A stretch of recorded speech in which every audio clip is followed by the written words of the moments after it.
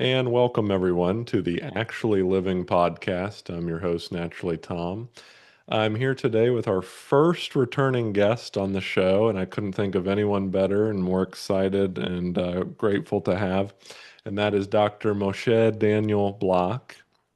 Um, Dr. Moshe, for those who maybe haven't seen our first episode, which I'll link below, folks, definitely encourage you to go check that out. Could you just real briefly give us an introduction? And I'm gonna do this in two ways. I want you to just introduce yourself kind of as you would, and then when we get in a little deeper into the topic we're going to be discussing today, I'd really love you to introduce yourself from your life path and how it relates to the project you just worked on. But for now, kind of the elevator speech for folks. Yeah, sure. My training, I'm trained as a naturopathic doctor. I graduated in 2000 from the Canadian College of Naturopathic Medicine in Toronto. And since that time, so right before that, I got sick with a rare autoimmune disease called myasthenia gravis. And I had to delay my studies a little bit, but what that really showed me, I had a spontaneous healing from that experience where I saw a false belief that I was carrying, Mm. that I needed to be perfect, and I was judging myself harshly for not being perfect. And then my body was attacking itself. And I learned from that without a doubt, the body reflects what's going on in the mind. And in my mind, I was saying, like, what's wrong with you? Like, and I was attacking myself for not being perfect. And hence was an autoimmune condition. Mm. So by learning that and having this spontaneous healing, I applied that to my practice. And for the past 25 years, I've been working with people, with a lot, largely with autoimmune, but I work with everybody in getting to the root cause of their false beliefs that are manifesting as physical illness in their body and emotion. Mm.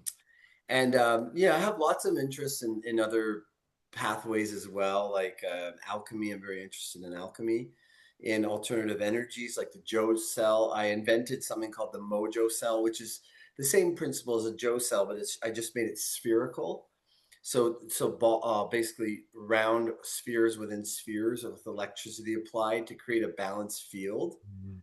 creates a masculine and feminine balance. It's almost like creating a three-dimensional battery Mm. where the neutral zone is not in like if you have a magnet like this, you have north and south. The magnetic neutral is in the middle. Well, in Mm. this case, it's in the middle of all the spheres. That creates what I call a gateway or a hole into the other side of reality. Mm. Yeah, the 0 point Yeah. field, the scalar wave dimension, the causal plane. These are different words for this reality. Very healing and very informing of the system of a balance between opposites. So that's it. Do you want me to shift it to my other stuff that's pertinent for our today's discussion?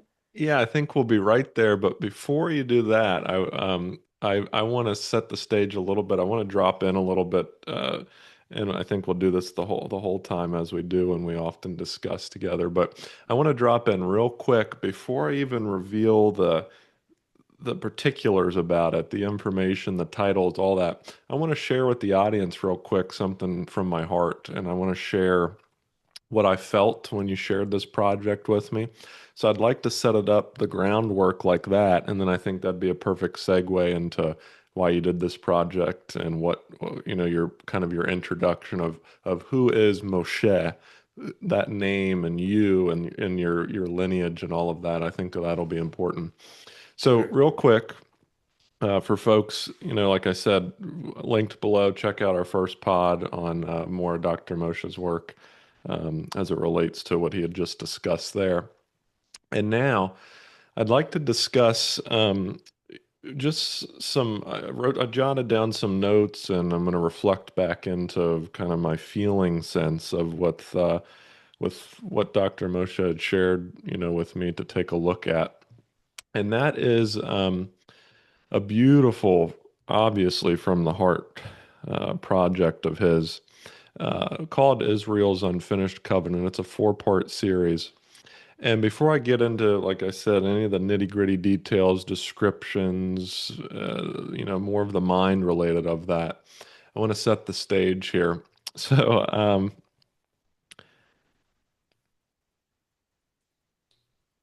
many times in my life, being on my life path, there's instances in my life where when I really feel the connection and the resonance with the divine, with the creator, as well as being on my path, or just even like a bell, a ringing of resonance of truth. My typical telltale sign is, and it was very difficult early on being male and masculine, but my telltale sign is I cry. And I had to really learn how to work with that and really allow that to express and not give a shit about Good that for you. the idea of that. But to this day, I've been blessed to know that that's my little meter device that helps me to navigate this physical realm, always reminding us that that's just one piece of the puzzle, the physical. And when Dr. Moshe had shared this with me, like before I even watched it, I clicked on it, kind of just felt into it, and I began to tear up and cry because I just by his email and what he had shared with me, I could feel a resonance of this. This is an absolute mission of his, this time on this earth, of this plane. This is from the heart. And it doesn't even really matter what the nitty-gritty details and information and knowledge piece. What's really going to shine here is the transmission. And that's truly what did. This four-part series was one of transmission. And I've been very blessed throughout my life to be involved with what we call lineage-based learning and most of the time just transmission. Not so much about what the teacher says, but what's being transmitted through the field. And I believe this cut through, and that's what's beautiful about transmission, is it can cut through many of those layers that we're concerned of, especially in a topic such as this being so charged. And that is emotions and triggers and too much of the Ahrimanic materialistic scientism type thought. And immediately my heart opened and the tears came forward and just this beautiful, beautiful work. So I want to express my gratitude and I want to honor you Moshe, of just I could just feel immediately, not even talking, but just through the email, that this was something that you were hard at work on. I could feel in the field when I was reaching out to you to send we'd go back and forth about a few things. I felt you were busy away at something, and it was super important. So I just wanted to share that about this, just this resonance in the heart. And the first time for folks out there that I visited Dr. Moshe in person, he was traveling through to Michigan, and we stopped and we met at this little health food store.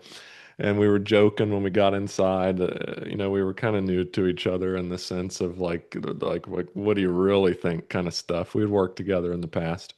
There was all these globes around the store. You remember that? Yeah, It's I kind of, do. it was this somebody's natural world, and we were like, he was like, "What the heck's up with all these globes?" And kind of winked at each other. But then in the parking lot, just very straightforward and I think totally fine. He just asks, what do you think about the Jews? And that is the question, right? That's often the question when you get into the conspiratorial world of things, maybe what folks call maybe truth seeking. And we'll talk about that. I have that kind of more at the end of the presentation today, but that's such a tricky question, and at the time for me, it was just, I haven't dropped deep into that too much. I do know that there's a lot of charge around it. I do know that oftentimes we like to label people and things and groups, and we want to point at one thing to blame, etc. And like you said in your presentations, and you said many times before, all truths are half truths. And what you did with this presentation is you came from the place of divine truth, of the heart of love, of that Christ force, the middle way. And I think it absolutely showed through beautifully in that presentation. So I just wanted to set the groundwork for that. I'd love to hear why you went about this. What's your lineage? How are you related to this? Why is this such a heart-based, destiny-based topic for you? and just a little bit more of your background, because you mentioned your name in the first presentation, you mentioned who you are and all of that and how that relates. So I'd like you to go into that if you could. And again, thank you very much for sharing that and sharing it with the world. Yeah, thank you so much. What a beautiful intro, Tommy. Thanks. I'm the same as you. I can cry easily when I'm moved. I'm, literally moved to tears. I had a joke with myself at how many times I cried while I was making the series. Ah, yeah. Like I would be Good. recording my audio. First I recorded the audio and I'd have this like 3 minute long period where I was just crying. Yeah. And I'm like, okay, I'm like, note to self, we'll cut that out for this. When I was on Alex Zach, The Way Forward, I probably broke down into tears Yep. 5 times talking about this stuff and they edited it out and I'm kind of grateful that they did because it was just like too much blubbering on the Yeah. show, but Uh-huh. no, I appreciate you, man. I appreciate you and your sensitivity, like you picking up on subtle energies. That's a very feminine quality. Mhm. The intuition is the receptivity of subtle forces is a very feminine quality. Yep. And you have a beautiful masculine about you too. So you're a very balanced person. In the series, I say there's this one line where I say the awakening of the Christ for those who recognize it, right? Yeah. So it kind of takes one to know one, and you're a very balanced nature. You practice Shaolin and Taoism, and Yep. Taoism is all about the balance of yin and yang. That's what I love about our connections. Like you have Right. that. I have always admired Taoism and like Neidan, Yep. the alchemical path of Taoism and stuff like that. So yeah, so I really appreciate that, and Mhm. my inspiration. Well, it was more like a compulsion, not like obsessive compulsive, but compelled Mm. to. I felt compelled, and it just like started in me. Like I've all my life, I have felt a strong kinship with Jewish people. I mean, I am Jewish, and in particular, Right. religious Jewish people, and it's sort of like a mission or a wish to help evolve the place that the collective of the religious Jewish person is in, to help open up and expand the horizons, and to help evolve that in whatever way I could. I've always felt really compelled to do that, and for many years, like I was in Israel in 2014, and I met this Mm. amazing medium, like a psychic. Her Wow. name is Karen, and she said, you're wasting your time trying to get through to people that are not interested in what you have to say. And that was painful because my whole like I could feel in my bones my life's purpose. Mm. And then for your life's purpose to not have an audience, that's tough. But I recognized the truth in that. And then from that moment, I shifted into really actively pursuing and promoting the V's dialogue, my work in mind body medicine. And in that, I developed some success and some uh, outreach and have been able to train doctors in that and how to get to the bottom of false beliefs to resolve chronic suffering, physical, mental, emotional.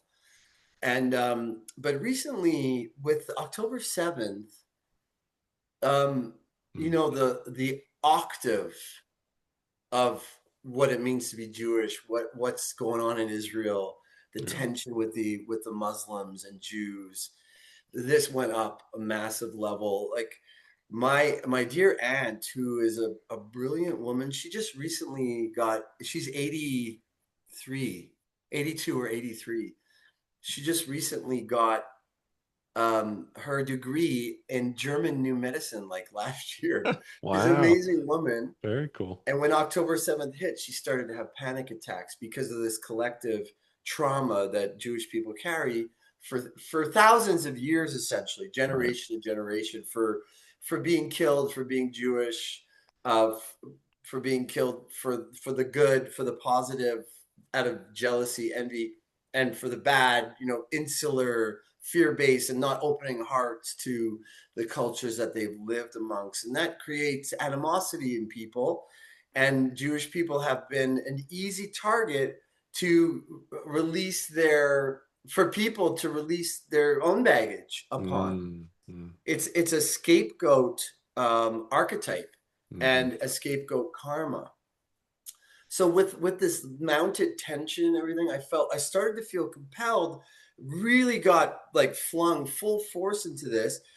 And it was only in the last couple of years that a few pieces of the puzzle that I didn't understand, that were the missing pieces for me to really feel a sense of confidence in what I want to talk about in this topic, that Mm-hmm. came from Rudolf Steiner's lectures. Yep. Like, like, thank you, Rudolf Steiner. Like, holy cow. He Yep. brought some pieces together because you understand, I'm sure, and a lot of people understand what it's like to be gaslit Mm-hmm. around topics that you don't fully understand. Mm-hmm. Because there is a lot of charge, there is some darkness around, being Jewish, and there's a complexity to it. And so I didn't really understand it. And with the help of Rudolf Steiner's teachings, and with my beloved book, The Only Planet of Choice, not that I wrote, but I love it. I've read it probably 24 times, like so many Wow. times. Yeah. And their messages of Steiner, this brilliant initiate of Rosicrucian path, Christian, and The Only Planet of Choice, a transceived knowledge, the source being the Elohim from the Jewish tradition, or the eons from the Gnostic tradition. Mm. They're emanations of the divine. I truly believe that is the case for this book. And them corroborating with these different messages about Jews. I mean, my understanding really went to that level where I said, okay, I get it now. Now I want to present this. And how should I present this? And it came to me that as a video series. So that's basically what what you got there. Mm-hmm. Yeah. And my name, I was born with the Hebrew name. So a Jewish person is born with a Hebrew name, and very often it sounds like their English name. Mm. So like Mark would be Moshe, or that kind of a thing. Okay. Um, but my name, I went by Daniel, and for a while I went by Danny, like when I was a hockey player and stuff like that. Ah. And so I have Danny, and then my Daniel is also a Hebrew name. It's biblical. And then Moshe was my Hebrew name. Moshe means Moses. And it's a heavy name, but it's not exactly the name of my soul. Like my archetype is not exactly Moshe. And I Mm-hmm. kind of hint at what my archetype is more in the video series. Mm. And I don't feel like I want to name that directly right now, but it's just that is the energy that moves through me, that I've always that I think is why I have felt compelled to, even though I myself am not religious, Jewish wise, I'm very connected to the mission of the Jewish people, and for humanity. And it's for humanity. It's not for the Jewish people. The mission of the Jewish people is for humanity. Yes. So by me wanting to apply myself to help activate and release the Jewish people to their mission is ultimately for all of humanity. Mm. Yeah. Yeah. Beautiful. Beautiful. Now, when you grew up, did you grow up sort of as a religious practicing Jew? Were your parents, grandparents? Tell us a little bit about that.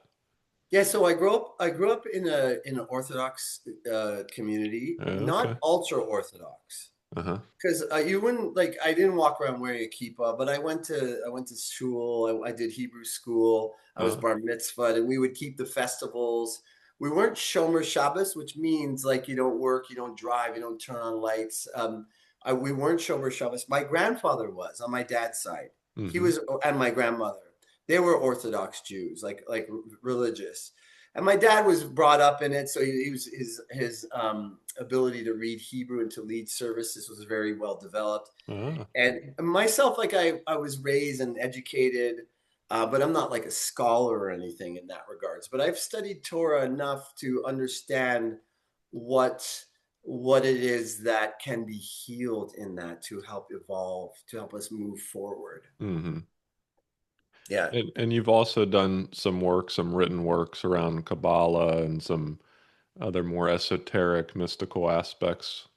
Yeah, I wrote a series, like, funny, coming to know myself, like in Yeah. the third video on Ishmael and Isaac. Mm-hmm. I put my song. It's called the Song of Moshe, the Song of Moses. It's the Hmm. first song I ever wrote. It just came out of me when I was 17. I Right. wrote that when I was 17 years old, and I wrote the series. I wrote book one so far, and I'm working on book two. The series is called The Last Four Books of Moses. The idea being, all right, the first five books of Moses is the Torah.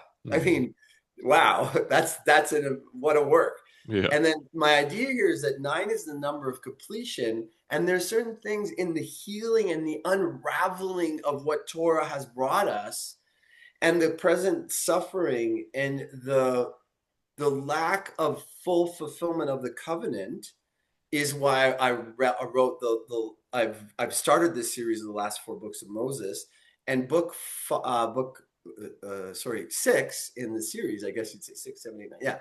So whatever. I don't know if I'll name it book six. It's called book one of the last four books of Moses. It's titled the letting go of free will. Hmm.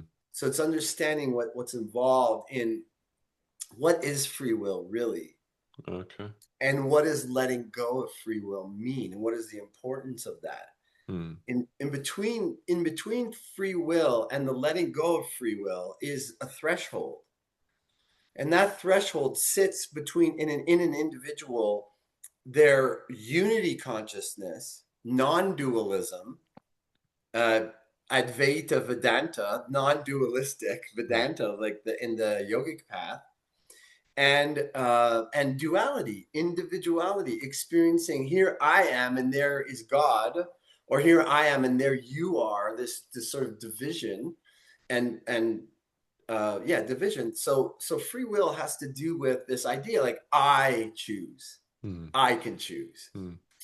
and that is like one of the main theses of my series, the Israel's unfinished covenant. The idea that God is, was, and will always be, and that isness was all. There's nothing else aside for Hmm. that. So because of that, there's no way to have the experience of it because there's no distinction from it. There's no distinction. Hmm. So how do you experience what you have always been? A simpler example is if you were raised in a room where everything is just like one color, you don't know any other color, like you can't even identify what that color really is or what it means to you. Yeah. So there was a necessity to carve out separation.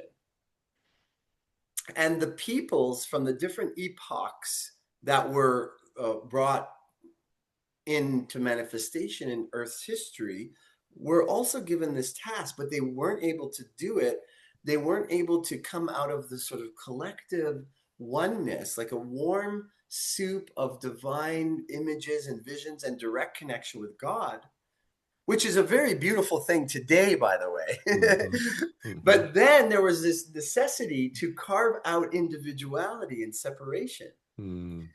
And so Abraham was the first person, the first human who had this quality of intellect that could know himself as a separate individual. His intellect was made in such a way that it was possible to start to carve out the individuality. Hmm. The Indian people, the Persian people, Egyptians, and so on, didn't have this distinct relationship with the creator where I am me and you are you. Right. So the Jews were tasked with developing this, and it took 42 generations. This is really the central purpose of creation up until this point. At the 42nd generation, the body was ready, the individuality was ready. We had gone as a people into the separate individual self enough, Hmm. and strengthen the vessel of individuality enough to be able to bear, as in to hold, or as in to hold as a vessel, Hmm. the Christ consciousness, the what Jews refer to as the Mashiach consciousness, and that started in Jesus Hmm. of Nazareth. That that was the whole purpose for this individuality. And so it was a beautiful gift of the Jews to be able to create this vessel so that the Christ can incarnate, so that God could experience God's self and have this divine reflection back to that oneness that couldn't know itself. That's the beautiful story. Mm. And then right at that moment is when the problem started also. Because the sense of separation, what was meant for humanity to have, so that Christ can incarnate, didn't graduate because it was too hardened. I use in the video series, I use this idea of the scaffolding that went into place to create structure and stability into individuality, so that the individual could know God's self in individuality, which is the purpose of this manifest creation. It was stuck. Like, we got stuck to the manifold, to the scaffolding. Mm.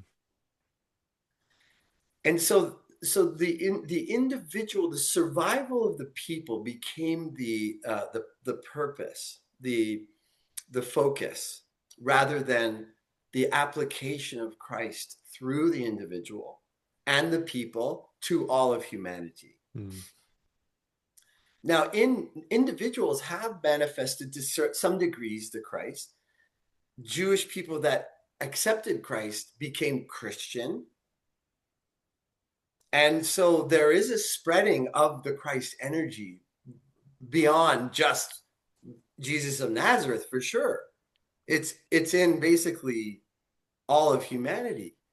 But the full embodiment of the Christ, as we saw in Jesus of Nazareth, has yet to happen on a global level, for sure, in humanity, or on the level of any people or any nation. Mm.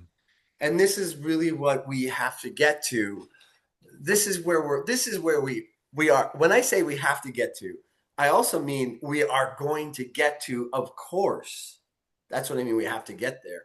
Mm. But we also have to get there at the same time. We have to take the steps and fill those steps.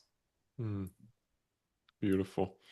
And that's a beautiful introduction and summary, I think, into what we might describe as sort of now crossing the threshold of our conversation into the deeper works of this, into the real meat of it. And I'm excited to go there. And I do want to again thank you for your sharing of your background and all that, and want to reflect back. I think it's beautiful to see, and we may all experience this in our own lives if we reflect upon it, how beautiful life is set up in such a way that the tapestries of our destiny we interweave in so many different ways. I'm not sure. I think you would agree with this, but without your background in healing and natural health and your own healing journey, without your background in the yogic traditions, without reaching into the work of Steiner, without all of that together, it would not have created the synergy, the sum of the parts are greater than the whole, that was needed to bring you forth into this new expression, into this new stage of your life, into this beautiful work of art that's being shared with the world now. Would you agree with that? Just Yeah, totally. It's so yeah, well expressed. It's so true. yeah, All the pieces of the puzzle. yeah. I had been spinning my wheels spiritually for years before I discovered yoga. So I think there is a pure path in Judaism, but it's also kind of jealously guarded, and you have to Hmm. walk through some of the hoops that I could have, but chose not to walk through, like being Hmm. religious and like being really taken in the fold of Kabbalah, because I know Kabbalah from the outside, not really from the inside of the people. Of course, I am Jewish, but I wasn't taken under the wing of like a very learned rabbi in Kabbalah or anything. Mm. But this day and age, there's a lot of publications, Right. a little bit more easily digestible Kabbalah. Hmm. But yeah, I was spinning my wheels because I was missing a central piece that I got from yoga. Mm. And as I went, thank you, Rudolf Steiner, thank you, Yeah. yoga. And the Kriya Yoga masters, the line from Babaji to Lahiri Mahashaya, Sri Yukteswar, and Paramahansa Yogananda Yeah. of Autobiography of a Yogi Yeah. fame. Oh my gosh. So I have trauma around being a parent in the past. So when my wife and I got pregnant, Mm, I thought my life was over. I was quite mistaken, but I really had this idea, like I could see a number of things that happened. Like I avoided having kids like the plague for a long time, yeah. lifetimes. And so here we were pregnant, and I remember I incepted myself and I said, that's it, my life is over. Mm, And I literally almost died. I was like I was struggling for breath on a wow. day-to-day basis for months on end. I literally encountered the full brunt of this, and it was because I was so afraid of having children. Mm, But I discovered in my weakness and in my near death experiences on a day to day, in my weakness, my ego relaxed enough to be open to the teachings of the Kriya Yoga guys, the Kriya Yoga masters. yeah. So I read Autobiography of a Yogi, and I was just blown away because I sort of poo-pooed it before. I was like, I'm Jewish, this Yeah. yoga, what the heck, Yeah, I yeah, do yeah. Kabbalah, I don't do yoga. Yeah. But then what I discovered is that their teachings are so Kabbalistic, they're so universally earth heaven balanced. And I'm still blown away by how much I got there. And I learned about the capital S self, Mm, yep. which the Taoists call the Tao, which is this is a big difference. The and this ties in so much with the series that I made, is Mm, that Jews have been denied or have denied themselves or have believed that it is denied them to have a direct experience as God, to mm, experience oneself as God. mm, But through yoga, it's not a big deal. It's not this big, fire and it's not this big pillars of heaven. It's just a very simple yeah. Shiva Amba, God is love. And you are that. You are that. You are not your individual identity. Mm, So again, this strong identity kind of shoulders out the simple fact that we are that. mm-hmm. So in my yogic training, I learned, that's what I learned. I discovered that the isness is in me. And I had to, there are quite a few hurdles to overcome, not just being Jewish, being human and being Christian or being Muslim or being a lot of different things, atheist for sure. Mm-hmm. um, but this idea of I am that I am. It really, that's exactly it. Like without that, I would not have been able to get where I am, and to be understanding how to express the problem and the solution, the Mm-hmm. problem and the solution at this time. Absolutely. And then Rudolf Steiner, so much, Yeah. so much. So yeah, just beautiful gems that Yeah. are waiting to be, plucked from the mine. Yeah, Yeah, absolutely. And it was a good representation the whole time watching it.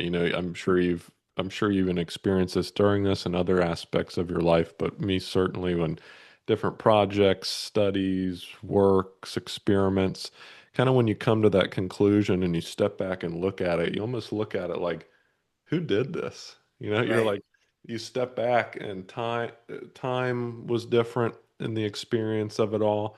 Um, people talk about the flow state, like in athletics and in just in life, but it's like you drop into that flow state, and there's this you're tapping into that divine consciousness running through you, and you're certainly involved, and it requires your own will, it requires our own will to participate in this. And like we talked a little bit off air about feeling forces around us at times that put pressure upon us to not carry out this important act. And this, this, when I watched the presentation, an answer would come up, and if I just continued to watch and just watch with an open heart and an open mind, all of a sudden the answer to that question appeared. And so there was this beautiful flow that I think is above our ability as man to initiate, but if we can tap into that and allow that to come through us, and it certainly did through there, kind of that, and you talk about in the series, the intellect versus intuition, merging the heart with the mind. All of these are beautiful tools. It's not one or the other. It's a combination of how can we use these gifts together. Um, and to kind of summarize all of that from what you had just shared and what I had asked about the kind of your life's path and the tapestry of all of it together. Again, I want to echo, I don't think any of this would be possible. And like you just said, the solution, that's one of the most important pieces in the way you go about discussing such a charged topic as this. I don't think you would have had the background, the training, so to speak, to be able to produce that and to be able to share it in the way you did. And I think that this information and this the field of all of this consciousness will be able to bypass that materialistic kind of black and white binary left brain sort of thinking. And that is all, like I said, wrapped up in what you had previous in life as a practice, as learning, as lessons, as etc. Yeah. Yeah, Yeah. Yeah, I also not to fall into the trap of right, the right. Ahriman's impulse, because there is a certain like a candy, it's a dark candy, it's a Yep. poisonous, toxic candy, but there's a bit of a candy of that Ahriman that's like the addiction to like I don't know if you're addicted to like a video game, you're like Hmm. first person shooter, you're like killing things, you're getting this like rush of Yep. like, oh, so there's this rush that comes through Ahriman's impulse. It's like it's stimulating, it's exciting, and to not fall into that requires some discipline, because I can feel that impulse in myself. I Yep. can easily fall into that if I let it, if I want to, of them, and it's their fault, and the animosity and the hatred and stuff like that. It's not hard to fall into Ahriman's impulse. Hmm. But where's that going to lead us if we all just keep doing that? If we all just keep, this is how I see it, this is my echo chamber, this is, I'm right because I can prove it. That's exactly what Steiner said, the Ahrimanic impulse, as it would become stronger in this exact age. Hmm. This right now, we're in the age of the challenge of Ahriman. Right. Um, it's exactly that one person. We saw this in COVID, like with like the shots and Hmm. stuff, pro, anti. One person has all their evidence, the other person has all their arguments and evidence, and they're all just shouting at each other and convinced that the other person is completely wrong. Right. So the point there is that on both the sides of this are a lot of things that one can say. Now, I'm not going to get in whether what's true or what's not true. The point being is that these perspectives keep people in separation, and that is not the destiny of humanity. Humanity is meant to become united. Hmm. We have to be united.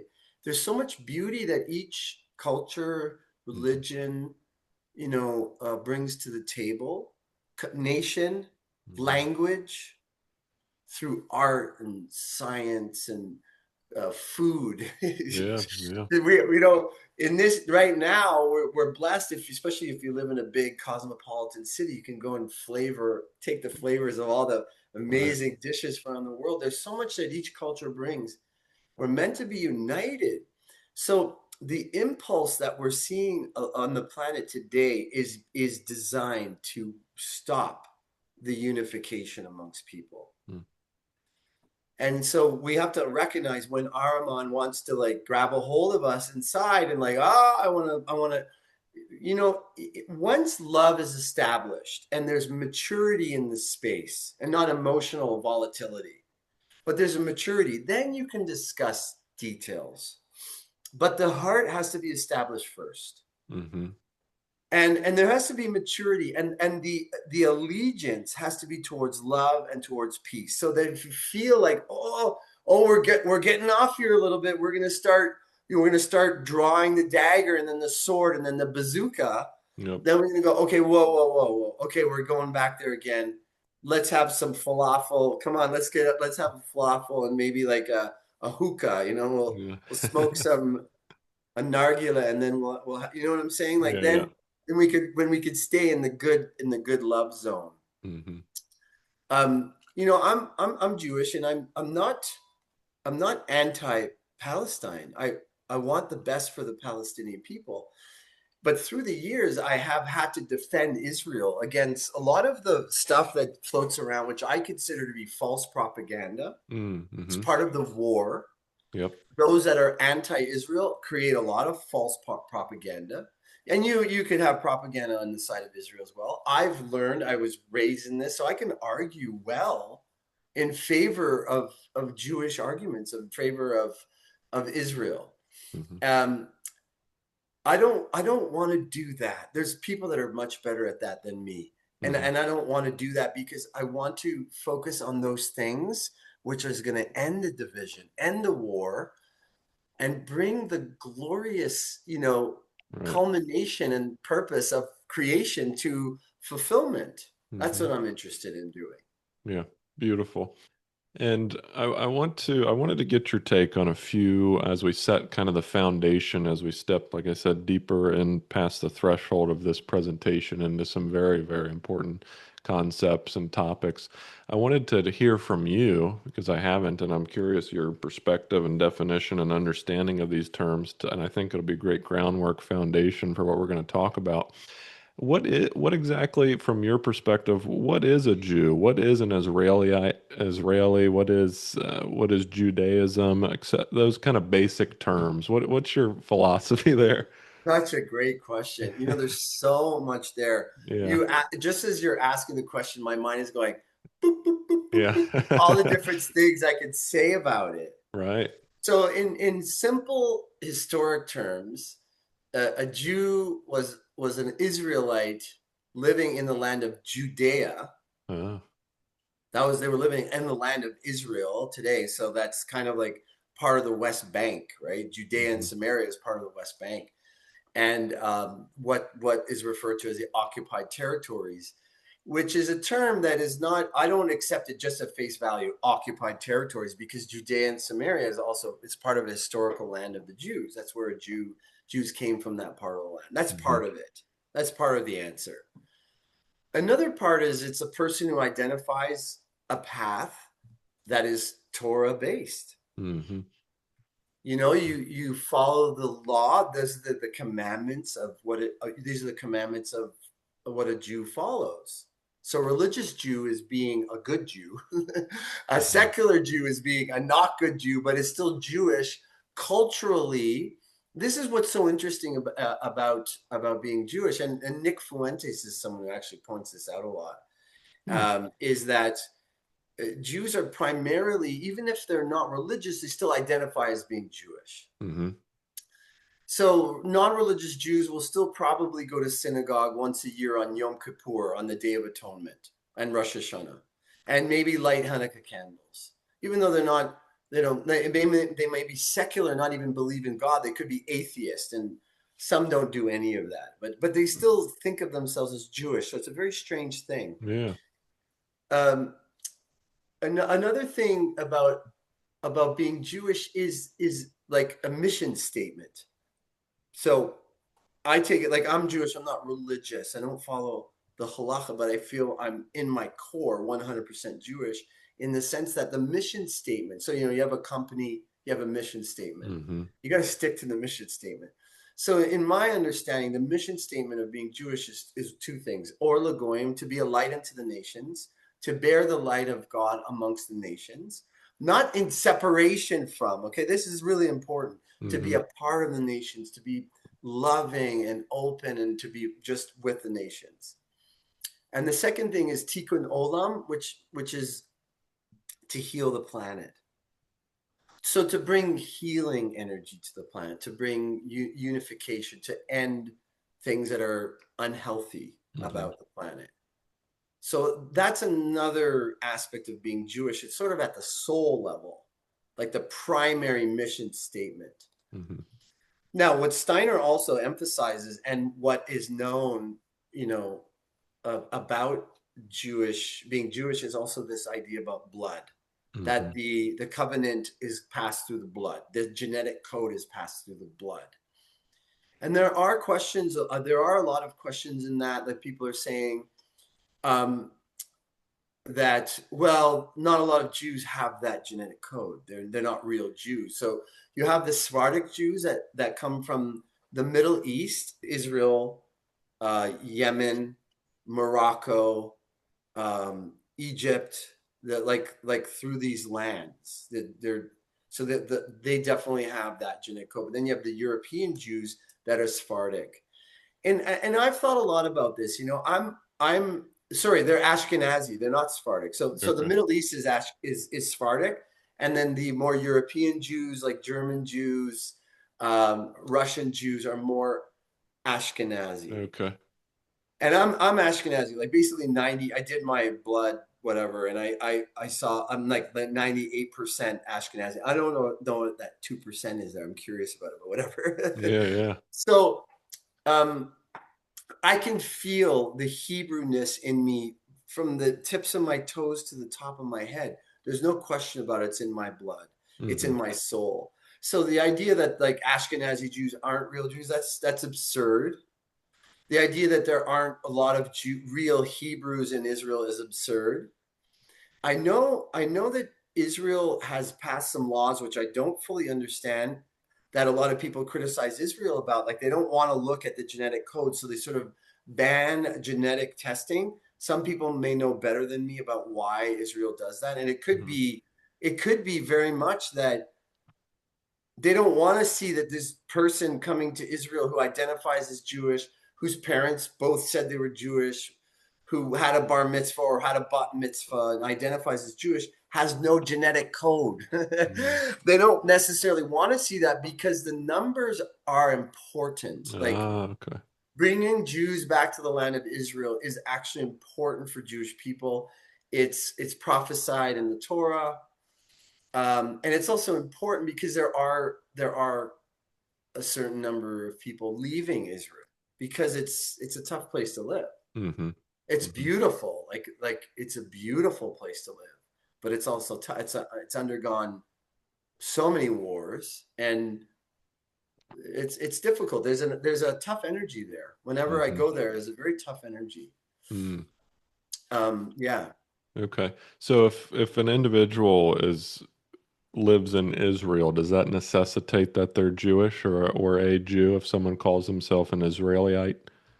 No, not at all. Okay. There's millions of Arabs. They're Muslim Arabs. They're also Hmm. Christian Arabs. There's Druze that live in Israel that are Okay. Israeli citizens. Okay. So to be a citizen of Israel does not require Jewishness, Hmm. but it is considered a Jewish state. Gotcha. Just like you can live in America, and it's like America is based under these Christian values. Right. It's a Christian state, country, sorry, but you don't have to be Christian to live in America. Hmm. Same thing. Yeah, yeah. Yeah, and It's then the term Hebrew, can you just talk about that a little bit more? well for me, Hebrew is like being. It's the same thing as being Jewish, but it predates. It's like an older form. Okay. So like Abraham was is referred to as the first Jew, but it wasn't. No one was called Jewish at that time, Yep. so he would have been a Hebrew. Mm. And that term, I mean, the language Hebrew is the language of the Torah, and up until recently, Hebrew was reserved for prayer and for Torah study and wasn't used as a colloquial language Mm. like on the streets of Israel. And some ultra Orthodox sects, Hmm. sects, Yep, yep. um, uh, do not appreciate the fact that modern Israel speaks Hebrew as the main language of Israel because it Mm. was reserved for spiritual purposes. It's a holy language. And Mm. I'm not saying I'm against the Israeli speaking Hebrew. I'm not saying that at all. But I do believe that Israel is one of the sacred languages on the planet. Dr. James Hurtak of the Keys of Enoch, Hmm. the Enoch and coming through him, And his work, they basically establishes five sacred languages, which means the language emanates from the divine. It's not man-made. Like English is a very man-made language, and there's different examples. Like basically all the languages were created by humans, Hmm. whereas these emanate from the divine. So they're like manifestations, geometric forms that manifest from the divine, almost like Plato's. Uh, Sorry, what is Plato's the divine? Allegor. No, Oh no, yeah, the Platonic yeah, solids. platonic solids. Yep. Yeah, yeah, like these perfect forms that emanate from creation. So there Yep. was this one institution called the Monroe Institute. I think they're still kicking. Yep. That measured Hebrew, and they demonstrated that if you say the letter, let's say Aleph, that's the first letter, the waveforms that make, if they're projected onto a screen three-dimensionally, it actually creates an Mm. Aleph. Wow. The language creates the shape. So Wow. there's an intimate connection between the visual form and the actual vibrational essence of it, how it Wow. sounds, the waveform. And if anybody's interested, there's a few other languages in there that I can remember: Tibetan, Sanskrit, which Hmm. makes a lot of sense, those two. Ancient, there's an ancient form of Egyptian and an ancient form of Chinese. Hmm. And I think the ancient Egyptian is a hieroglyphic. Hmm. I think. So you could always verify that yourself. So yeah, Hmm. yeah. So Hebrew is a language. It's also a people, which is also another weird thing. Yeah, yeah. And then lastly, just the terminology, because people often hear it as, anti-Semitic. That just term briefly, Semite, Semitic, that is in reference to. Yeah, okay. So first of all, the term my partner Tom and I were just discussing this. He just did the research into the term anti-Semite. There was a German fellow, I forget his name, but it was basically in the end of the 19th century, who he coined the term anti-Semitism to literally go against Jews. Hmm. So it wasn't like, oh, you're an anti-Semite, you're against Jews. It was literally, hey, German people, these Jews got to go. We got to be anti-Semites. Gotcha. We have to be anti the Semite. Hmm. Okay. You know what? I'm not 100% sure, like the epistemology Right. or Where that. the origins of the word Semite. Hmm. I'm not sure. I'll have to leave that to others to do their own research.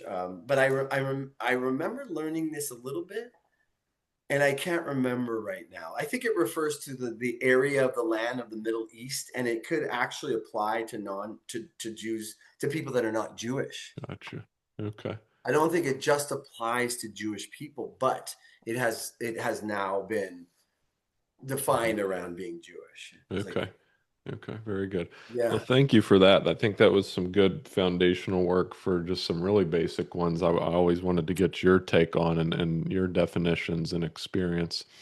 So, and again, for audience, forgive me for continually perhaps referring, but I think it's important to, before I segue into this next step, or, just like one would maybe give away the ending of a book. I don't want to give away too much with Moshe's presentation. So always I recommend, I'm going to link it in the show notes below. Go check out the playlist. And like I had shared in the beginning, there's the details and the intellectual aspects of this, which are important, I think, to understand and discuss. And the big piece of all this is really, like I had shared going into all of this, this wasn't an area of my expertise at all, quite new to me, actually. And just by beginning that playlist and the video presentation, I just kind of got it. It's one of those kind of got it sort of things. So a feeling base. So I totally recommend that. Um, so it's titled is Israel's Unfinished Covenant. And certainly you do a wonderful job in the presentation of describing what that covenant is, the primary problem, this kind of idea behind spiritual disappointment. For the audience today, though, how would you summarize and describe what is Israel's covenant? Israel's covenant is so. there is that which is believed amongst religious Jews. I'm going to give my Yeah. own version right now, which Yep. I believe is the higher octave spiritual covenant versus like the covenant, like the bris. Like if you have a bris, a bris, like a circumcision, that's Mm-hmm. taking a covenant with God, Oh, okay. right? So it's the covenant of the Jewish people is beyond the snipping of the foreskin. Good. But there is part of a covenant. It was a dedication to God in the sense that, I mean, there's a couple of reasons. One was sanitary at the time, but also another one was to desensitize the penis so that the Jewish people weren't obsessed with sexuality, because in our, historically in humanity, like during the times of Atlantis, the Atlantean venture, Right. and that epoch, there was an obsession around sexuality and pleasure. Right. So there was that's part of the covenant. It's like, okay, you're not here to do that. You're here to do, like, this. So the covenant for me is strengthen the individual self and then give it up to God Mm-hmm. and embody the Christ nature, and then bring that light unto the nations and heal the world. So Mm-hmm. that's the covenant, is ultimately so that there's peace on earth, and everybody, every soul and every person on earth is supported in, physically, mentally, emotionally, not just amongst Jews, amongst all people. But this is also the task of the Jews. This is the covenant of the Jews. And as you saw in the series, there's a number of quotes that describes the nature that the Jewish people, especially in the land of Israel, are a microcosm of earth. Mm-hmm. That the Jewish people represent, or like psychically kinetic, psychically, energetically connected to all peoples. And what occurs in the land of Israel way like creates ripples into the rest of the world, like a loudspeaker of energy. So what's going on right now in the tension, the fear, and the survival instinct, and putting my own survival first, which we understand as human beings, because Mm-hmm. it's so ingrained in us that each person has to survive. There's not a lot of people, if they're starving and there's a loaf of bread thrown in the middle of people, that, and they think they'll die without it, that they won't jump at it, like a Mm-hmm. football, like a Mm-hmm. fumbled football. But what's happening in Israel right now is creating the tension in all people of division, of fear for one's own survival, of hypervigilance, of self-protection. And and so when so the covenant is to establish peace in the land of Israel. Mm-hmm. So that will then translate to the rest of the world, to generously share with your neighbors, to want your to there's the famous Rabbi Akiva. He's one of like the top rabbis in Jewish history. Summed up the Torah with the commandment, "V'ahavta l'orecha kamocha," love thy neighbor as you love yourself. And I've been frustrated with a lot of Jewish people because they've somehow, religious Jewish people, I don't know if I needed to distinguish that, but they don't identify the Palestinians as being the neighbor. Mm-hmm. For me, the Palestinians are the quintessential neighbor. They're Mm-hmm. literally living amongst, like, right next door. That's your neighbors, who lives right next door. So again, sometimes like the path is right there, but the interpretation has gotten mangled with all of the family feud that's gone on, that division, that hatred, and the death at each other's hands, right? Mm-hmm. So they like, the Christ compels that view, that the neighbor is the Palestinian, is the Palestinian in Gaza, it's the Palestinian in the West Bank, it's the Palestinian, it's the Syrians, Jordania, like all these are the neighbors of the Jewish people, and they must be loved as the self. And this Steiner really called on this, and this is really the challenge of the Christ, Hmm. is to take one's own, because one's own is aramonic. And it's not evil. That's not an evil aspect of the aramonic. It's just what we do in humanity. Hmm. We look out for our own. People look out for their own families before they look out for other people. And it's understandable. But the Christ looks beyond that and doesn't say, okay, well, you're over there and I'm over here. So no, but all humanity is encompassed in this collective, in Hmm. this idea. Hmm. Yeah. It wasn't until your presentation, again, as I shared, I'm kind of new to all of this, but my whole life being in the conspiracy culture, right? You always hear about the Jew problem. I think it's even described as such. There might even be books titled that. Yeah, the And Jewish issue. yeah, Yeah, yeah. yeah. And so you always hear this, and you always hear so many stories, and you hear complete flip-flops of history, even like with regarding the Holocaust and Germany's, at that time. Um, And that Hitler was doing the world a service. He was right, actually a right, good guy. Sure. right. And you know what? I've actually bit the bullet to Hmm. watch a lot of this stuff because I want to see what people are saying. That's good. Yeah. I want to discern, is there truth in this or is it just pure vile hatred? And I've grown a lot. My dear friend Alex, who's also a Hmm. naturopathic doctor, we for years we've been talking about Israel because Yeah. he watches all this stuff. Right. And it's been very challenging for me. I've had a lot of cognitive dissonance in hearing Hmm. some of this stuff because of the primary problem, this instinct to protect one's survival.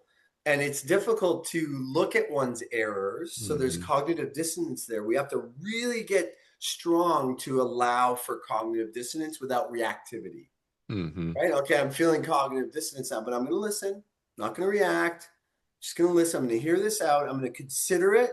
I'm going to take it into my heart and consider it and see what's true and what's not true. Hmm. So with all these videos that are out there and a lot of people coming out, I can discern a lot of falseness in a lot Right. of this Right. stuff, and it's extreme or it's very one-sided, Hmm. right? I Hmm. can see the side. I can understand the sidedness. I Hmm. understand there's a half truth there, but Yep. it's glaringly missing the other half that it becomes an injustice and a disservice to people because of how imbalanced it is. So I could give you examples. Like we can get into examples. I don't know if you want that. Were you finished? Because I know I jumped in here Yeah, with no, no. Yeah, yeah. thank you for that. No, I think that's important. And I think that was also important just to air out there and share with the audience to know like this isn't just a practice, an act, a way, and mode of being just for this topic. I think it reminds us we must be like that about everything, constantly sort of hearing both sides of something, trying to find that middle path, the Christ principle, coming up against our own biases, our own cognitive bias. I think it's a good practice. I think again, no better person than yourself, and again, that tapestry of your life to prepare you to do that. So many people, I think we get triggered and then we turn away, and I think that's that basic survival instinct, and we'll get It into that hurts. as well. It Absolutely. hurts. Yeah, that's And painful. It's not a comfortable feeling. And right. unfortunately, the world does try to feed us along the Yes. hedonistic path of avoiding pain. Right. Right. So, it's all pleasure and the drip of dopamine and the things that Mm, feel good. And here, cognitive dissonance is very uncomfortable.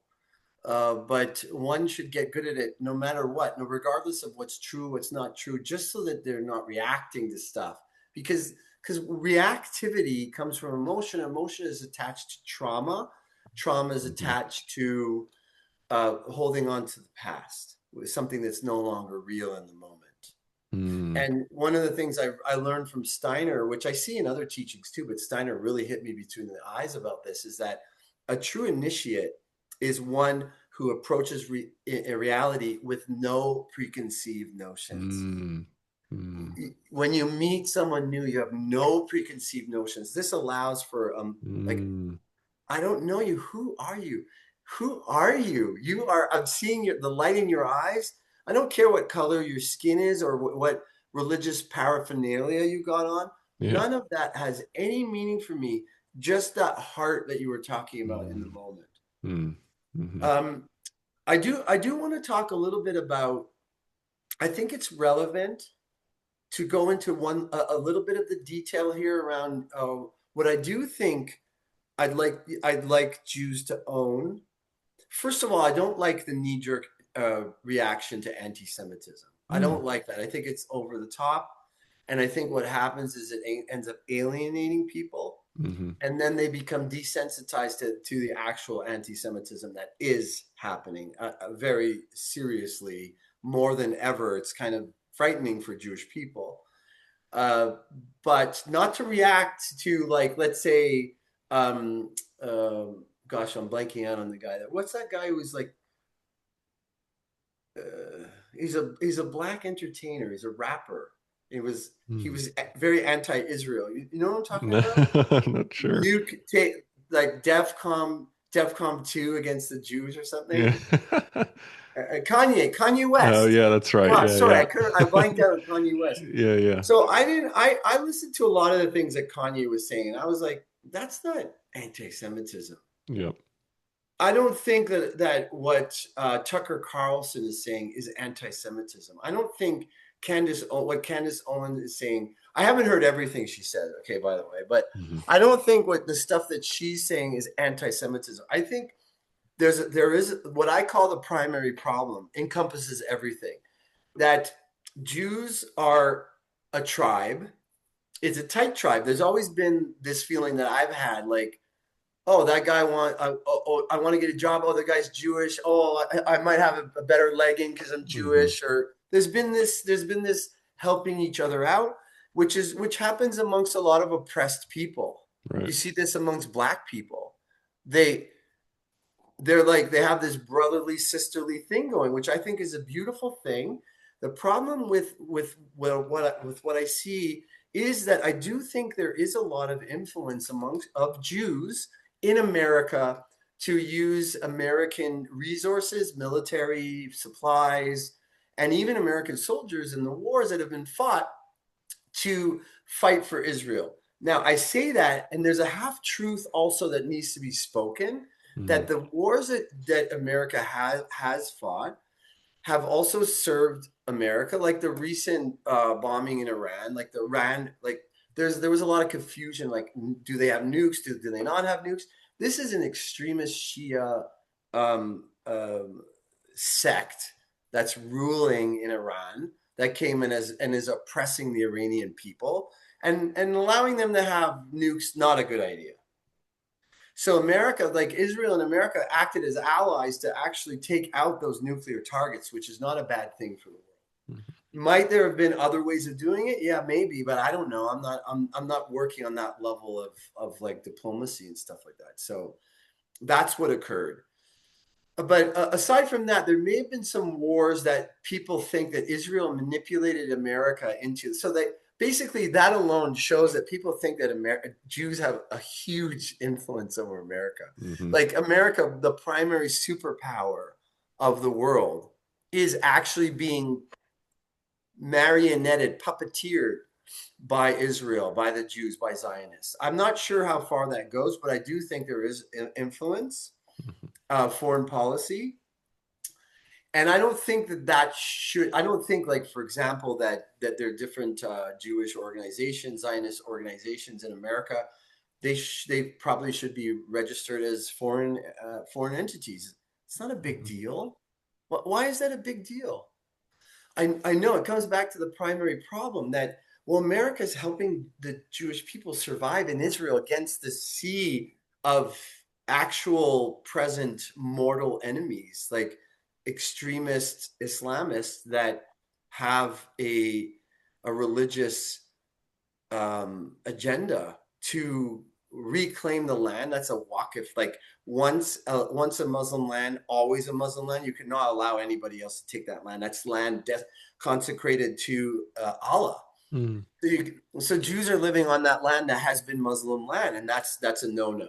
So there's a religious thing there that brings out this militant side of Islam to literally try to wipe Jews from the river to the sea, which is what all these Palestinian supporters are calling for, is the complete annihilation of Israel off of the face of the earth.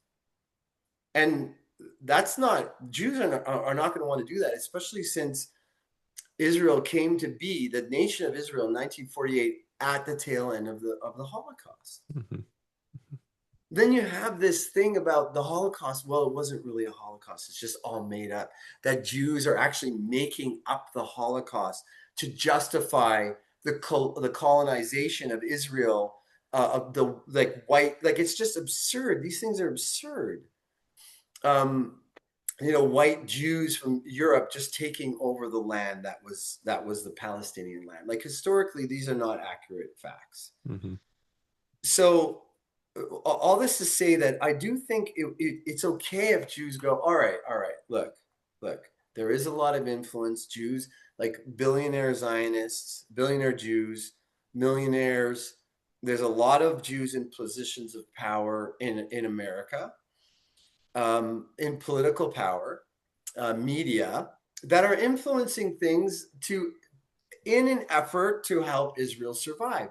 I don't think there's anything wrong with that, but I think it should be owned. For example, that's putting Israel first. Now, I think because Israel's covenant is to bring the love and sharing amongst all people, not just Israel first, me first. That's not the covenant.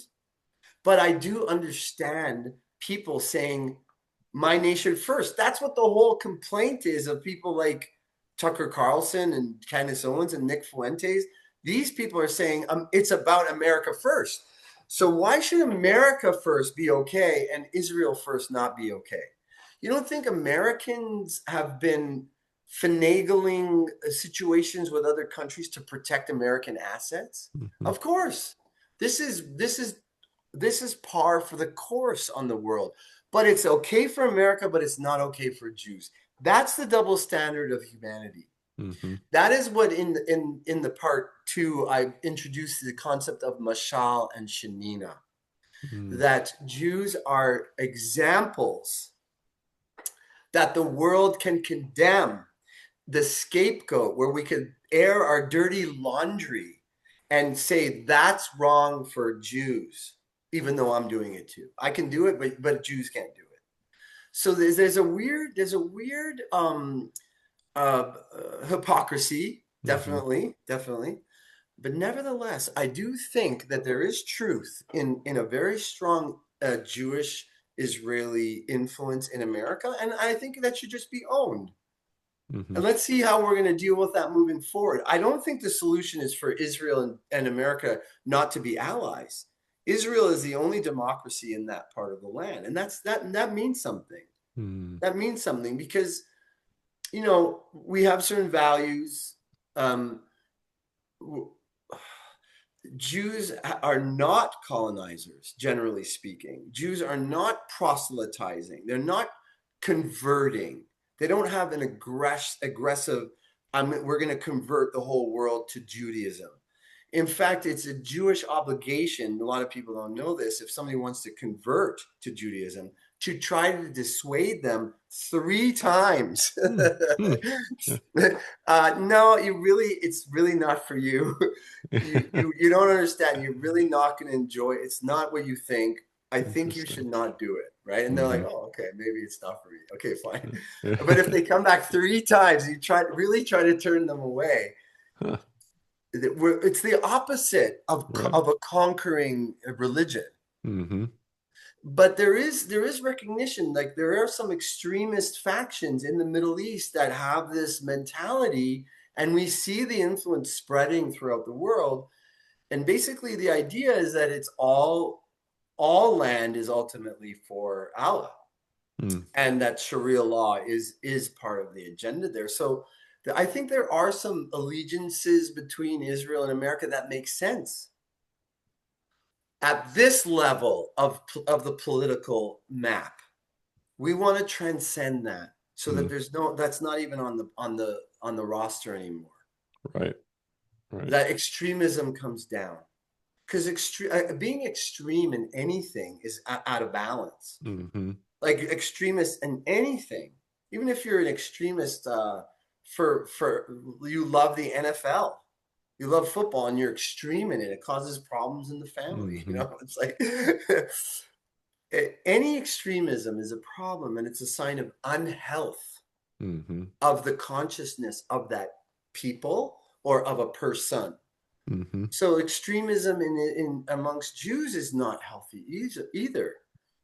And as the world heals, I think this is going to come down, the Mm-hmm. extremism. Yeah, and I recall as you say all that, what comes up is I recall I heard Dr. Tom Cowan quote, I believe it was Noam Chomsky, and again, kind of sharing what he said too, for better or for worse, whatever his stuff was about.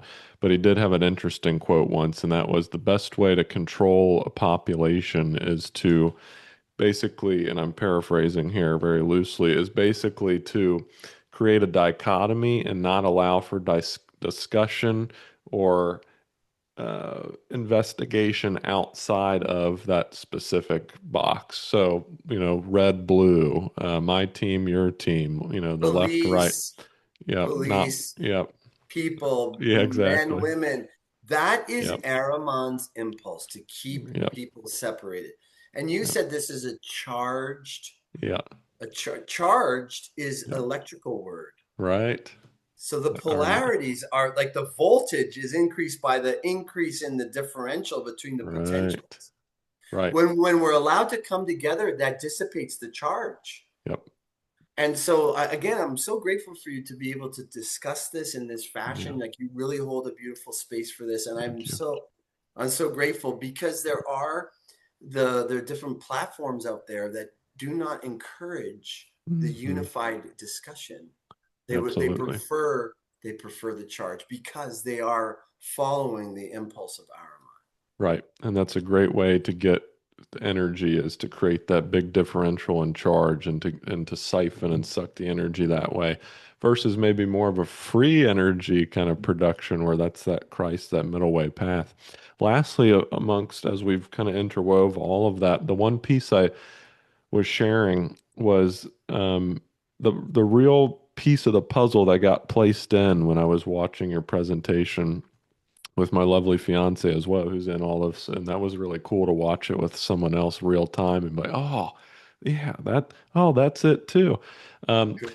that was really understanding, and you now, I had the heart knowing of it, but the now to get the piece of the intellect and put some words to it as well, just to help really make that whole. And you did a good job at that. Was the power, the dark forces that obfuscate the this entire issue or these entire issues will say that purposefully obfuscate it to, like you just said, to get that charge to create the dichotomy there. And we have to transcend that and come to the real truth of it, or at least try and get at the real truth of it. And as long as we keep staying down here at the kind of I'm over here, you're over there kind of thing, it keeps us farther and farther away from that middle. It walks us in the opposite direction. So the real puzzle piece that got placed in that was realizing that always knowing that there's some strange power of dark force around this that wants to muddy and create the fog of war, as so to say, around all of this. So even I am having a hard time piercing through to get the clarity of it, to, Yeah. like you said, like to approach somebody without any preconceived notions, to get that true clarity and transmission to come through. That was a big key piece here as to the why aspect of why Why is there so much in the conspiracy culture, and why is there so much blamed on this group of people or that? And that is, there's a real dark force here that's trying to obfuscate and even work through peoples that may claim or identify themselves as Jews or Jewish peoples, that force can even harness that side of the equation as well. Yeah. Yeah, I would say that that's true. Yeah. First of all, I do believe that there is a great importance Hmm. of the role of the Jewish people in releasing themselves from the old model of reality that was the preparatory phase for the coming of the Christ. Mm, So the strengthening of the individuality is a gift of the Jews that enabled the Christ to incarnate. But then that became the Jewish problem itself. mm, So the oppositional forces would therefore like titillate that. hmm, Like you need to protect yourself. You need to stay distinct from other people. It would feed mm, these ideas that are encoded in the collective beliefs of the people. hmm, So in a way, the dark forces don't have to do much when somebody's already in the bag. mm, Like somebody's already believes in that white people should be feel ashamed of themselves, yeah, like yeah, I like suppose. that's and then they say, well, that's not racism because white people have white privilege. Like just that kind of mentality. If somebody is playing that role, well, then they're already serving the harmonic impulse. Hmm. And there's not much energy that needs to go there. They've been taken. And so the energies, they have this purpose, in a way. It might sound weird, but I think you can understand this. Like coming to this planet, some opposition had to exist. Hmm. Otherwise, there would be no strengthening of the individual self, Hmm. because the individual self does not truly exist. Hmm. We're not truly individual selves. My Mosheing over here is not really my true self. It is real. My ego is real that I'm in, but it's not my I. It's not my identity. Hmm. So when we, as we're dealing with this right now, the dark forces are going to be continuously trying to make us individuals. In me as an individual away from my family, my friends, whatever. And then people's acting very separately, like I am, like a very strong statement of identity. I am gay and I'm proud. Hmm. I'm black and I'm proud. I'm Jewish and I'm proud. To It's fine to be proud of your identity, but for of your egoic identity, but to identify that this is who I am and put a lot of that I am energy, which is the most powerful spell casting Hmm. word. Two words, by the way. I am is the most powerful spell casting two words. Hmm. So whatever Hmm. follows it is going to be Hmm. just be mindful of what comes after that, okay? Right. Because if you want to, if an individual wants to evolve to their true nature and embody the Christ, embody the Tao, embody the Buddha, the Krishna, the whatever, then they probably want to, just relax a little bit about it in the identity of things. It's okay to enjoy the earth. That's very tantric. We enjoy the fruits of the vine. We enjoy the comforts of the flesh. It's okay to enjoy these things. It's beautiful, but to not get too attached to it. Because if you get attached to these desires, then we have a problem. If you get attached to the identity, then you're in the harmonic impulse, and that's separatory. And the harmonic impulse holds down into the matter level, which is separate from the divine. It's a Hmm. distinction. The harmonic doesn't say, oh, yeah, yeah, you're physical and you're a spiritual being. It says, no, no, no, there's no proof for the spiritual. Right. Where's the evidence for the spiritual? So the science that we see in our medicines is very aromatic. That's Mhm. another way that the opposition is working. And so the aromatic now, I understand this very well because I can feel it and I know the trauma, the collective trauma in the Jewish people. I Mm. know what it feels like. I was my socks were also blown off when I was a little kid looking at the images of the Holocaust. Like Mhm. I know that trauma, and not just the Holocaust. I see it in the world, but I haven't been attached to it as a fear. So I haven't had a lot of manifestation about it. Whereas the people that I know, they'll get it a lot because they're afraid of it. So the Mm. mind brings to the self when there's a lot of fear and there's a lot of energy around something. We know this. We know this from the law of attraction. So Jewish people can bring upon themselves the very thing they fear by fearing the thing they fear. Mm. So this is important. This is really important to for the individual. Let's say we're talking about a Jewish person, but it could be anybody. You have a fear. Say, okay, what is the fear serving? This is what you can use the intellect to convince yourself that this is what you have to do. Because the feeling, the emotional content could really compel you to feel like you have to do this. I have to protect myself. My life is at risk. My family's at risk. My community's at risk Mm. because we're Jewish or because we're whatever. But you got to look at this intellectually. Does it serve to do what I actually think it's serving me to do? So, does being afraid and hypervigilant about people killing me actually fulfill proper protection? Mm. One needs to be honest about that because I think the answer to that is it's a half truth. But let's look at the truth I'm talking about right now. No, it doesn't help, Mm. right?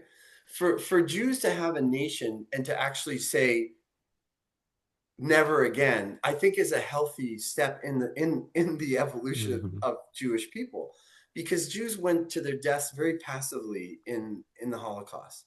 Mm. They got on the trains, they walked into the camps, they walked to their deaths. They stood in front of the pits that were dug that were what do you call it? Firing line kind of. Yeah, Yep. firing exactly. They went very passively. There was only two uprisings. The Warsaw Ghetto Uprising is one of the famous ones. I forget the other one. I should look it up because I always say that. I forget the other one.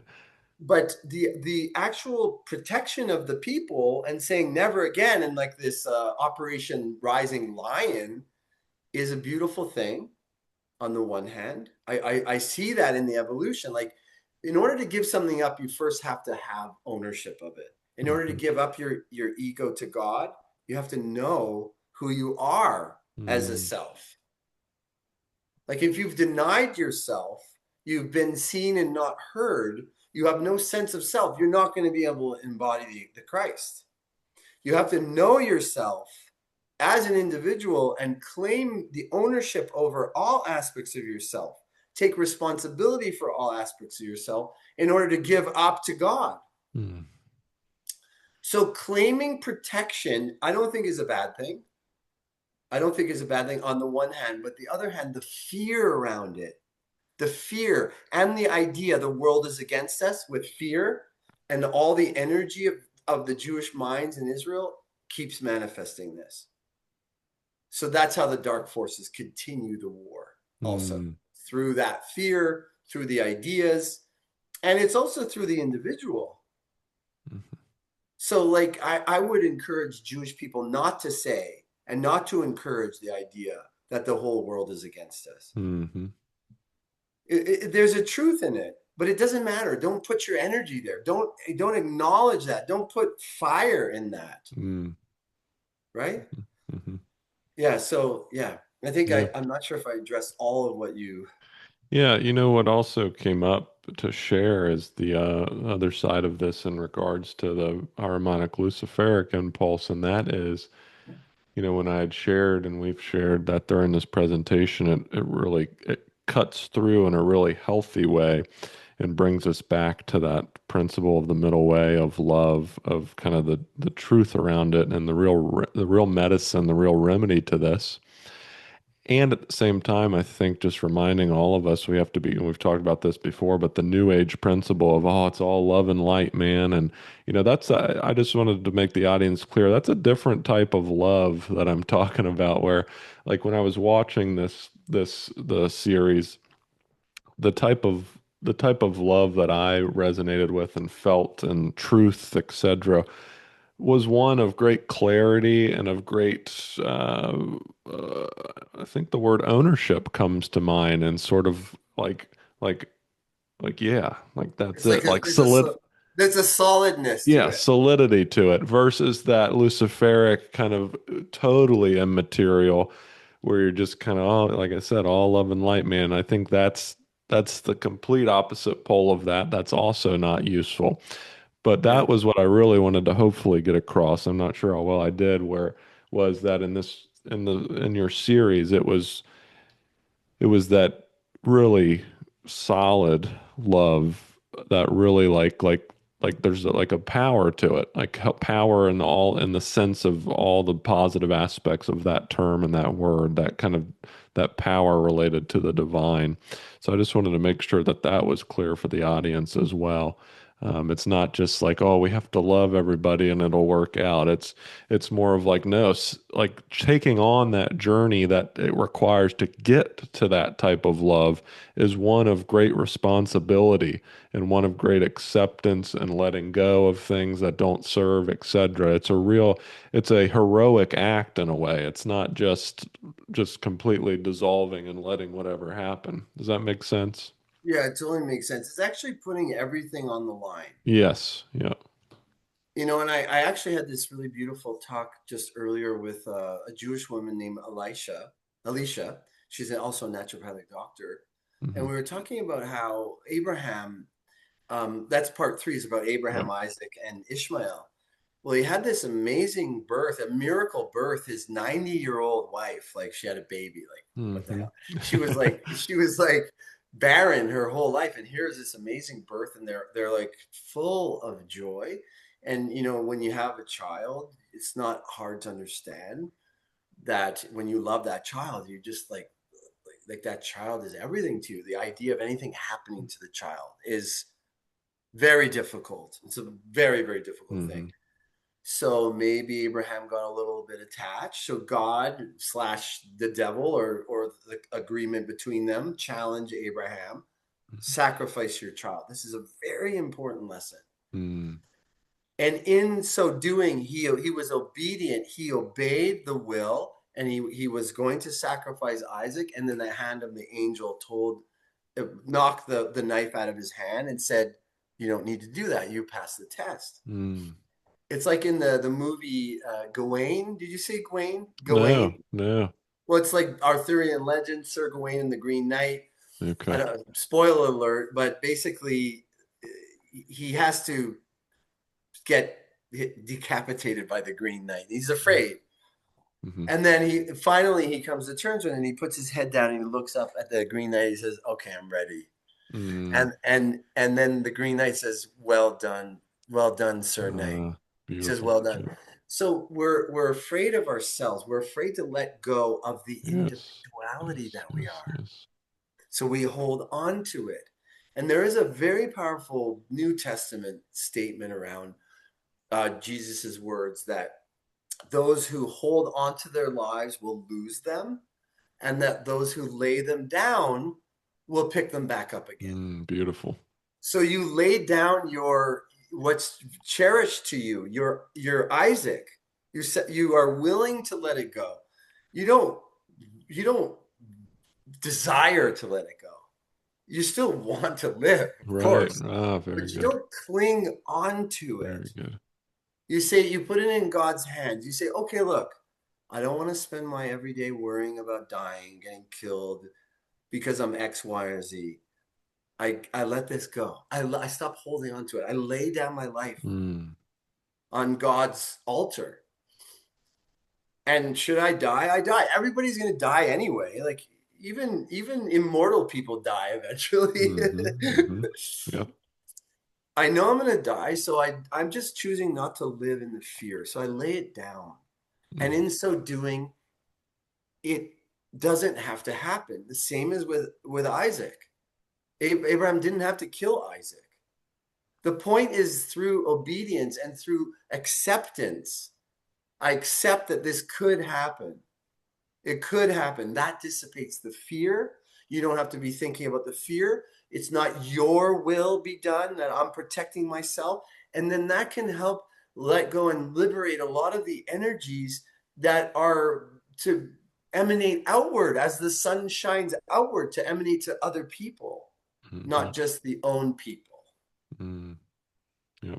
Beautiful. That's a great, Yeah. great summary and returns us back to that original covenant and how this is a all of us deal, not just a people's type deal. Yeah. So, and as we kind of come to a conclusion here, what have you thought about? What's your wish that you have sharing this project and this series? What comes to heart and of mind for you? What's your wish? What's your for Yeah. all of this? Well, I have a wish for Jewish people, I have a wish for Christian people, and I have a wish Yeah. for Muslims, and then for the rest of the world. Yeah. So for Christian people, especially those that are looking very harshly at Hmm. Jews, embody the Christ yourself. So if you're saying I'm Christian, embody the Christ and look at both sides and look without preconceived notion. And I stand with you in acknowledging the Jewish influence in America. I think that should change, but don't go into the far conspiracy that takes into evil and Jewish conspiracy to control and manipulate the whole world. I Right. really think it just comes down to Jewish influence to protect Israel. Mm, And if that's a sin, that's a sin, and I own that, and I agree with that. So for Christian people like the Candace Owens and the Nick Fuentes, like they and the Tucker Carlson, they clearly state that they're Christian. So also embody the Christ, the unconditional love and the acceptance in your work, and easy with the over the topness. mhm. I'm not pointing any fingers at who's over the top amongst those three that I named, but there's such vitriol and hatred towards Israel, that's misplaced. Mhm. That's there's really a lack of compassion that's coming from that. So that's Mhm. my one wish, is to help Christians recognize what Jews have gone through, the beauty of the Jewish people, and the service that Jews have brought to the planet in helping to incarnate the Christ, Mhm. and then to understand with compassion how they've gotten locked into that stride. So that's one wish. And the other wish is for Jewish people to recognize that it's time to move beyond the law of Moses. And it's not time now, it's been time since Christ came. Mm, Like that's, and then also like to recognize that our true purpose, the true mission, like what you put your focus and your heart into. Jews transformed a flea infested, kind of nasty piece of land that was Israel, the land of Israel, into a beautiful, flourishing, enviable oasis. If we can do that, then we can transform our relationship with our neighbors. mm, We can do that. Let that be the focus. Let that be the way of finding peace with Palestine, mhm. with the Muslims there and the rest of the Muslim world. Let's get down on a knee and take ownership for the error of Abraham and Sarah, that we took the first step. The Jewish, like Abraham and Sarah being the Hebrew. Of course, Abraham is also the father of Ishmael, who is the father of the nations. We're brothers, we're cousins, you know.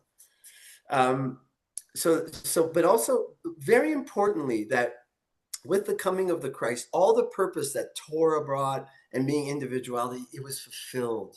It's no longer necessary to cling on to those ways, to upgrade the app into the 2.0. Mm, Like Judaism 2.0. Now is all people, not just the Jewish people. There's one law, it's love. all peoples are our neighbors, like this kind of thing. Like to really start to apply that through heart, through mind, that will transform the world. And my wish for Muslims is to break bread and to smoke a hookah Mhm. and to enjoy brotherly love again. So, but that's my wish. So for them, it's to whatever, like on for them to also come to peace and to quell the extremism that's there, because I mean that's a problem, right? Mhm. Extremism anywhere is a problem, as we discussed, and for the world to come into the collective of the Christ. That's Mm, my wish. beautiful. Yeah. In my closing, what comes up for me is, you know, in my experience, anytime researching, getting deep into, feeling into whatever the topic might be, medicine, uh, cosmology, etc., like you say, there's always half truths, and oftentimes there are many obstacles in the way to discourage us from piercing through to the deepest core of issues at hand. And again, reiterating that it's oftentimes out of the box of the dichotomy, it's often outside of that. And there's just a sense, a feeling, a felt sense that I encourage all of us to uh, try and identify, start to feel, start to use as a guidepost, as a little compass to help us in our lives with whatever we're researching or getting into. And a really great kind of hard-lined sort of guidepost in a lot of this research is when material like what Dr. Moshe is presenting is not easily accessible, it's not propped up, it's not endorsed as quickly and as easily as some of these other more diverse or more divisive is the word, uh, aspects around the topics. And so you can go to any area of the internet and get tons of history and quote facts and resources about kind of the more of an anti-Semitic approach. Then you can go to any area of the internet and see kind of the pro-Israel and all. It's so easily accessible to get both of that. Throughout this entire dis sort of this field of topic, this field that's inherent within humanity, I've never come across, you know, you're like you've done with this series, this type of work, and in regards to this specific topic. I've found it in the realm of medicine and healing, and I shouldn't ever really say found like it's finally there. It's I think it's a constantly evolving. The truth is always something we seek and move toward, but it's sort of a path that we can be on, and you'll know it when you know it, when you're on it. So, same thing here in regards to this specific topic that is absolutely re important and relatable to all folks, all persons of humanity. Um, there's a resonance there of truth, and there's that guidepost marker of this isn't the stuff you're going to find on YouTube when you type in Jewish or when you type in Israel's covenant or problem. Even when you type up these terms, so much other stuff rushes in to take away the energy of your attention and what is what we give our attention to, that we give power to. So again, as I come to a close, and I want you to share any final messages or thoughts or replies as well.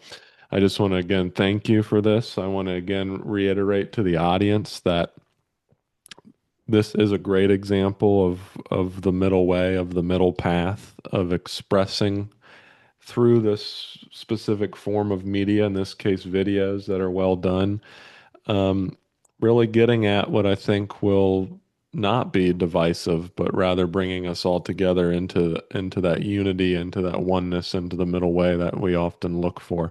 So thank you for that, Dr. Moshe. Any final messages, any wishes? And then I definitely at the end here want to make sure folks know how to access this series. Again, folks, it's going to be in the description below. I'm going to be posting it on my Telegram. But any final messages, closing points, thoughts? Yeah, definitely. Based on what you just said, it's absolutely true that there is a certain throttling and a like a Yeah. kind of a silent banning of this kind of content. Yep. And again, I think that's because of the Aramon impulse that wants to have the separation between peoples. So what I would love, if you feel inspired, just please just share it on your list. Like Hmm. I'd be so grateful for that because that can't be stopped. Then people can just go and watch and be positively touched by the series, and that would be so joyful. I'd be so grateful for that. So just share Yep. if you feel like it. Thank you. Yep. Yeah. Beautiful. Again, all of this information will be found in the description below. Thank you so much for being here today, Moshe, and just discussing all of this openly and from the heart. And again, it was just a beautiful heart-based calling of your destiny expressed through this specific form of media. So thank you. Oh, you're so welcome. I thank you Hmm. so much too, Tommy. It's great. This is our second go, Yeah, yeah, and I love our vibe. I think it yeah, builds really well, and I'm just grateful that you were willing to take your time and to watch, yeah, and now to help discuss and hopefully disseminate this so that it gets far and wide. yeah. Thanks, man. Absolutely. Yep. Gives a great piece to that puzzle we've all been missing. And I think we all know inherently if we really feel into ourselves that piece that just wasn't there and was always just like, huh. And I think it helps to elucidate that concept very importantly. So, and yeah, I've read a lot of Steiner. I've read a lot of esoteric materials. And this gathered and placed all those together in a really great way. So, well, thank you all very much for listening. We'll certainly have Dr. Moshe back more and more, discuss more topics, and we'll also see what, as time moves forward, what will become here of this next phase of your destiny and of your life, and I'll be very excited to see what comes out of all this. So, thank you all again, and thank you. Thank you.